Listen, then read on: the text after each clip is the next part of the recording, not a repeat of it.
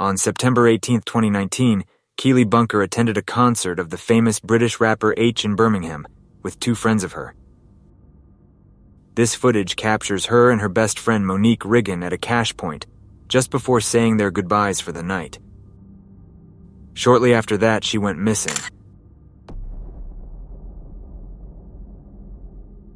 Approximately 12 hours later, at around 5:30 p.m., her father, Christopher Bunker, returned home from work and realized she had not come back from her night out.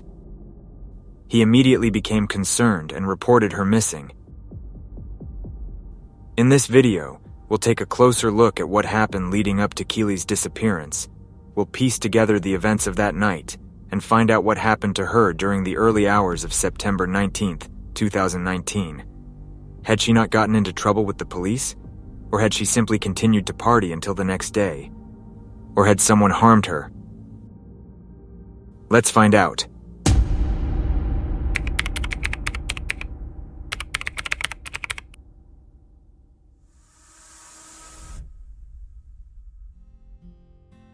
The case today takes us over to the beautiful market town of Tamworth in Staffordshire, England. Located 14 miles northeast of Birmingham, Tamworth takes its name from the River Tame, which flows through it. It hosts the 12th century Tamworth Castle, as well as the untainted Church of St. Editha. Drayton Manor Theme Park is also located in Tamworth, and thrill seekers can enjoy more than 100 rides, as well as the Adventure Cove, Zoo, and, for the younger ones, Thomas Land. With its rich history and beautiful nature, this town is home to around 80,000 people. One of these people was Keeley Bunker. Keeley was born to her parents Christopher Bunker and Deborah Watkins on September 7, 1999. She was raised in a stable and professional household with her brother and sister. Being a well-rounded and kind-hearted teenager, Keeley had ambitions of becoming a teacher, as she enjoyed teaching kids the most. She even had a job interview appointment just a few hours before her disappearance.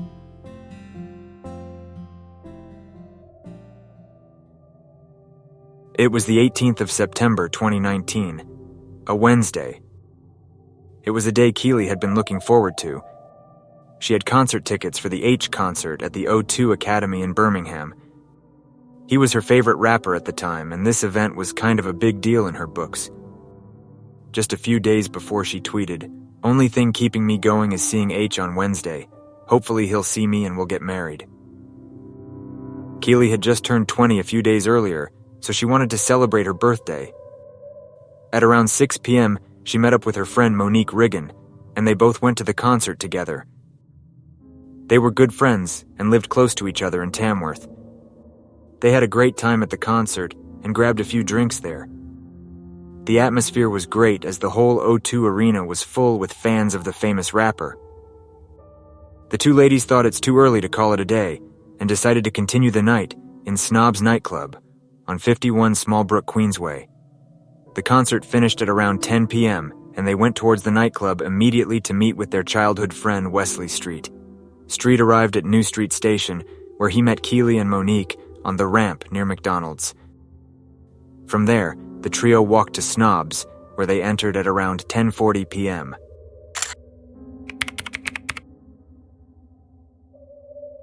Keeley, Monique, and Street spent 4 hours in Snob's nightclub. They were drinking vodka mixed with Red Bull, and according to witnesses that were there at the same time, the trio was having the time of their lives. One witness named Josh, who met the three, stated that Street kept walking up to him and shaking his hand while he spoke with Keeley. He described him as silly drunk, not aggressive, and 9 out of 10 drunk. Keeley, Monique, and Street left Snob's at 2:40 a.m. This video was taken shortly before they left the club. Sadly, this would be the last video of Keeley Bunker alive. After leaving Snob's, the three friends returned to Tamworth where they all lived. They caught a taxi, which at one point had to stop and let Street out after he complained of feeling sick. Meanwhile, Keeley had agreed to return to Monique's home to collect some of her belongings. The cab dropped them off near a Wetherspoons pub in Tamworth Town Centre, and from there, they walked to Monique's home, arriving there at 3:30 a.m. Monique asked Keeley if she wanted to stay at hers that night, but Keeley said she was tired and wanted to sleep in her own bed ahead of her eagerly anticipated interview at a local school at 2 p.m. later that day. Then Keeley said, "I've got Wes. I'll be fine. I'll walk back with him. I'll be safe."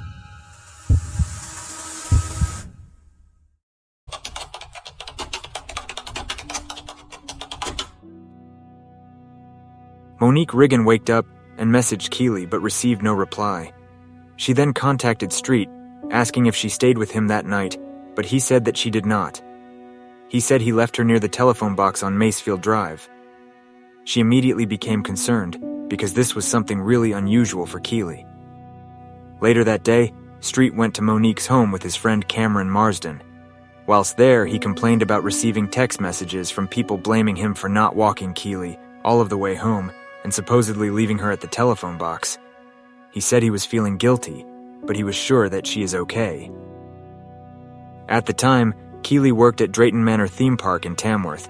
She was scheduled to have a job interview with the local school at 2 p.m. Everyone around her knew that it was always her dream to work with children and that she was looking forward to this interview. But she never showed up. At around 5 p.m., Christopher Bunker arrived back at home from work and immediately panicked as soon as he was told that Keeley had not come home after the night out. He called Monique Riggin, who explained that Keeley left her home in the early hours of the morning with Wesley Street. Mr. Bunker knew of Street and asked for his number. He called him straight away, getting through on the second attempt. Street told him the same thing he told to Monique earlier, that he parted with Keeley at the telephone box on Macefield Drive and that she had not been drunk. Christopher Bunker called the police right away. When Keeley Bunker's uncle, Jason Brown, finished work at around 6:30 p.m., he noticed he had a lot of messages on his phone about the fact his niece was missing. He went out searching for her and encountered Street, Monique Riggin, and Cameron Marsden by the railway bridge on Tennyson Avenue about 7 p.m. Street told him he parted with Keeley on Macefield Drive.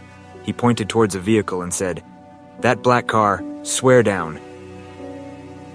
Mr. Brown continued searching and headed for Wigginton Park after he heard Keeley's bag had been found there that morning. During the encounter between Street and Jason Brown on the railway bridge, Street's father arrived in a car to collect his son, as well as Monique Riggin and Cameron Marsden. He knew that they were scared for Keeley and wanted to find her, but it was getting late, and it was time to go home. Shortly after, at around 8 p.m., the police came to Street's house and started questioning him, as he was the last person to see Keeley last night. He repeated his story about parting with her on Macefield Drive. Wesley then agreed to accompany officers on a drive of the route he walked with her that night. This footage has been recorded right after Wesley got into the police car. He started retracing the route before parting with Keeley Bunker. So when you got to that junction, which way did you go? Literally just straight back. Straight back, Yeah, that way? Yeah, straight back. Okay. And do you know which way she walked at all? No. No? I'm guessing she went home. Okay. She was going home. Which way would she go home normally? This way. Back that way? Yeah. Yeah? Okay. Is that the way you would walk if... Yeah. Okay, alright. In the meantime, Keeley's uncle, Jason Brown, had been searching Wigginton Park for around an hour and a half, focusing his attention along the railway line. At some point, he casted his eyes towards a tunnel thinking Keeley may be inside, but because of the angle and the darkness, he struggled to get a good view. He then turned his gaze towards the brook and immediately could see something red that was partially submerged under the dark water under a large pile of branches. He shone his torch and within a few moments noticed that there was also dark matted hair and the glint of a bracelet on an arm beneath the water. Mr. Brown instantaneously shouted, "No!" because he knew he was looking at the body of his niece. Off-duty police officer Dean Reynolds was nearby, having joined the search for Keeley. He described Mr. Brown's shrieks as the most horrendous screaming he had heard in his life. He rushed over to the scene and checked Keeley for a pulse, but found that there was none. It was also evident her body had been there for a while. The scene was sealed off at 9:08 p.m. paramedics arrived and formally pronounced her dead at 9:28 p.m. The way Keeley was killed was monstrous and could only have been done by someone without emotions, feelings, and empathy for others. A true monster. Her underwear was pulled down around her ankles. A post-mortem examination found she had been raped and strangled to death. Standing at just below 5 feet tall and weighing only 90 pounds, we can only imagine what this innocent girl went through in the night of her disappearance.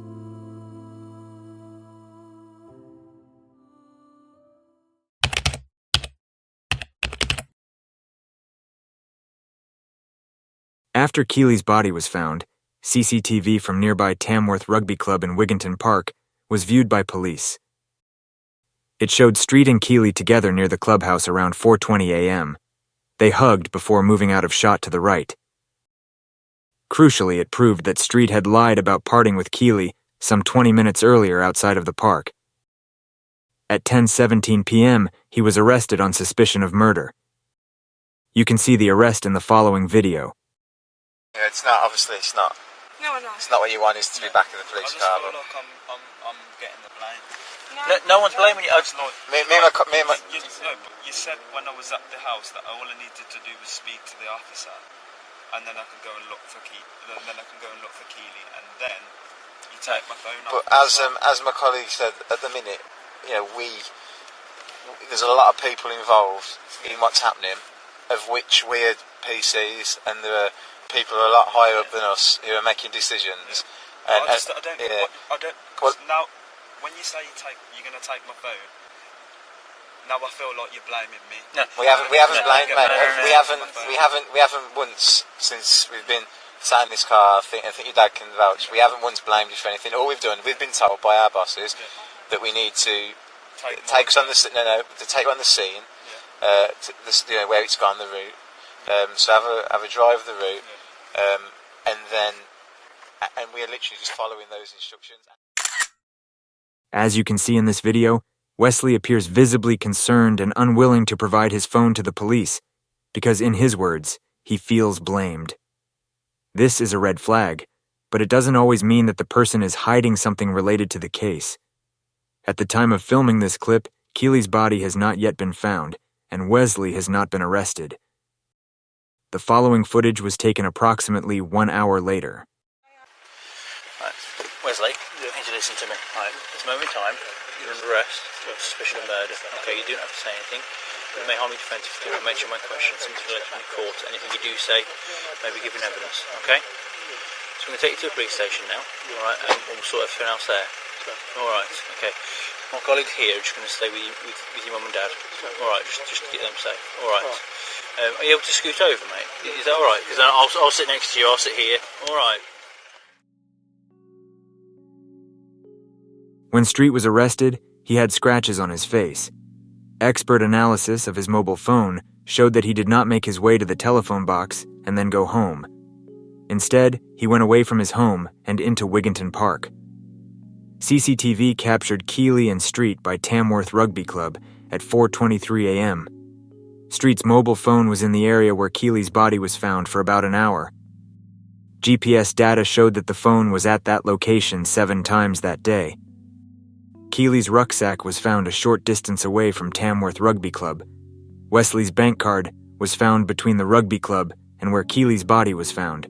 His jacket, also found in the park, was heavily stained on the lower parts of both sleeves with the type of makeup which Keeley was wearing. His DNA was also found after a post-mortem examination of Keeley. Wesley Street told lie after lie by changing his story 4 times.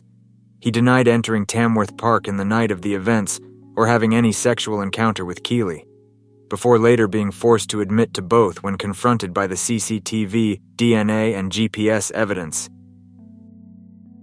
Wesley changed his story again when the trial began.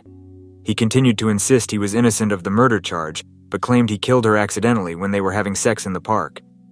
Wesley gave evidence at his trial. He admitted that he lied about what happened, but said he only did so because he was scared and embarrassed. Wesley claimed that as they walked home that night, they started flirting with each other. He said that Keeley began teasing him. He said that it wasn't like touchy type of flirt or anything, it was just looking at each other, in a flirtatious way.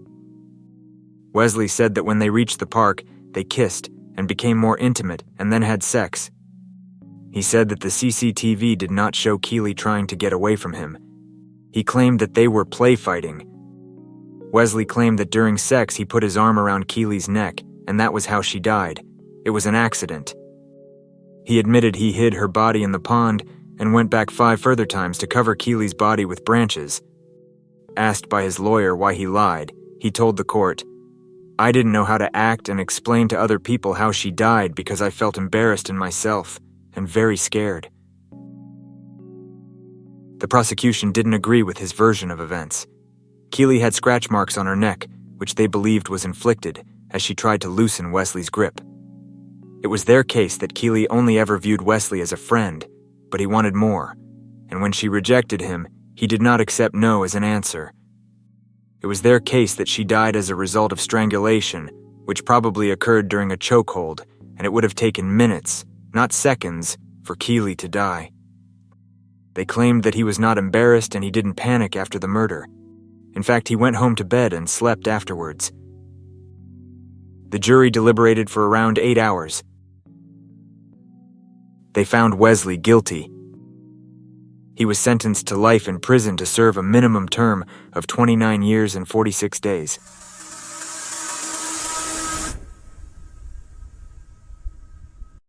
In the end, Keeley's dreams and future was taken by a sick, twisted, and utterly broken individual who had hidden behind the trust of this beautiful girl for a long time, until finally taking her life in the most heinous way. In this particular case, any sentence is less than what he deserves. Speaking after the conviction, Deborah Watkins said, "As a mom, I could give you 1,000 pictures and say 1,000,000 words, but nothing could ever describe the beautiful daughter I had. She was the most caring and innocent young lady. On the day she was taken, the lives of our family changed forever. They will never be the same again. I have been robbed of my daughter and holding her hand through life's experiences. It will stay with me for the rest of my life. I can only hope she can rest easy now. Our precious and beautiful daughter Keeley will forever be in our heart and memories." Mark Ensor, partner of Keeley's mother Debbie Watkins, described Keeley as a beautiful, kind, caring young lady whose journey in life was only just starting. He said Keeley would do anything for anybody and looked after her cousin, who had disabilities, or her auntie's children to take some pressure off. Keeley loved doing it, he said. She didn't have a bad bone in her body. Keeley's father, Christopher, said a once happy family home was now filled with sadness and emptiness since his daughter was cruelly taken. Then added, Keeley loved children, and on the day that she was discovered, she was due to attend an interview at the infant school she once attended. We, from Artificial Investigation, express our sincere condolences to the family and loved ones of Keeley. Rest in peace, dear Keeley, knowing that you made the world a better place simply by being in it.